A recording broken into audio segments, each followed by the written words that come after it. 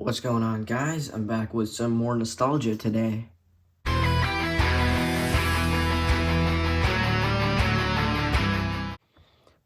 If you guys didn't understand what I meant by nostalgia, this is Timothy the Tank Engine from Thomas and Friends.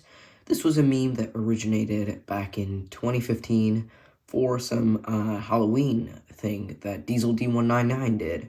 And a lot of kids watched that, including me, when I was little. And it's kind of nostalgic, and I guess I can show you guys a photo of Timothy the Tank Engine right now. Let me just get that one into the feed.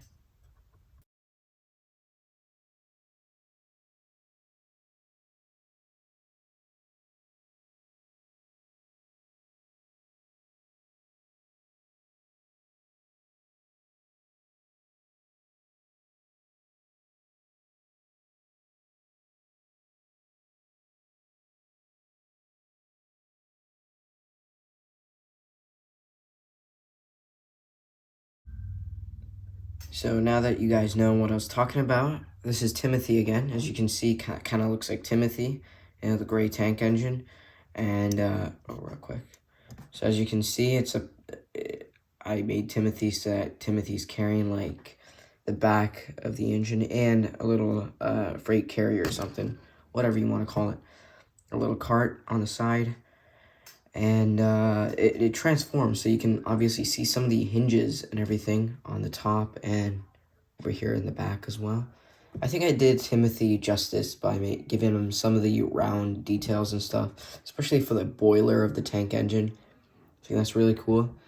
So this is just straight up nostalgia. I just wanted to make it because I watched Diesel D199 when I was a kid, so I thought I would make it, and honestly, I'm very proud of it. So I guess we might as well get into the transformation.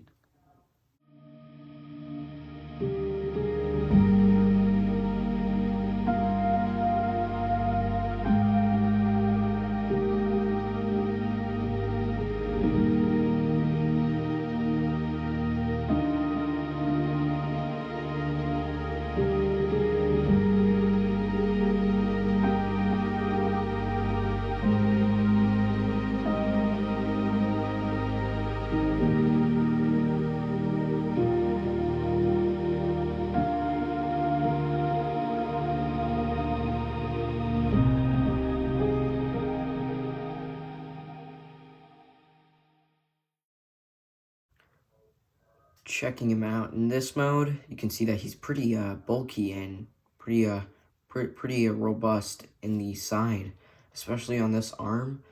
An entire coach, I guess, transformed into his arm, and it's completely movable. You can bend at the elbow and at the wrist, sort of, I guess, wrist elbow joint. And the head is completely rotatable, and you can rotate. He's supposed to be scary. He doesn't quite look scary in this mode. Probably more scary in the tank engine form. He even has a gun that actually is supposed to be Timothy the Tank Engine in vehicle mode, but he sort of transforms into a little gun arm sort of thing in robot mode. So that's kind of cool. And then pretty cool as well, we get some side fenders on the train, which kind of looks cool, obviously. Especially the feet, the heels, they hang out. So back here, that's also really cool, I think, because all this back weight also looks cool with the heels. Kind of looks just nice.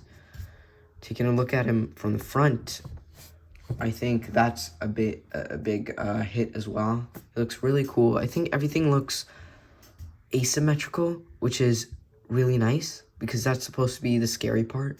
Like, when things are symmetrical, they're less scary, but when things are less symmetrical, then they tend to be more scary or more inhumane.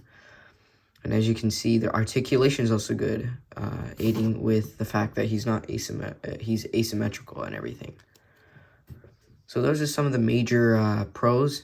Some of the cons about this mode, obviously, one of the cons is that the arm just comes off all the time.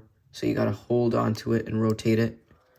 So that's one of the things. This arm's fine, like completely, but you got to move this in order to bend it outwards, which is kind of inconvenient, but all right. And then come into the legs, you can see that the legs have a lot of articulation as well. You can sort of get some nice kicks with the legs, so I like the feet. There's nothing wrong with that. The head is also asymmetrical. I think that's really nice. And that's really all I got to say about this mode. So I would consider Timothy one of, if not, my best Transformers. Like, my smaller Transformers, obviously, my bigger Transformers are much better. But of all my smaller 3-stud, 4-stud scale Transformers, I think Timothy is probably the best out of all of them. Just so much nostalgia packed into such a small piece. And everything just transforms so well. And that's why I think he's the best. So I'll see you guys in the next video. So until then, this has been the LEGO Journal, signing off.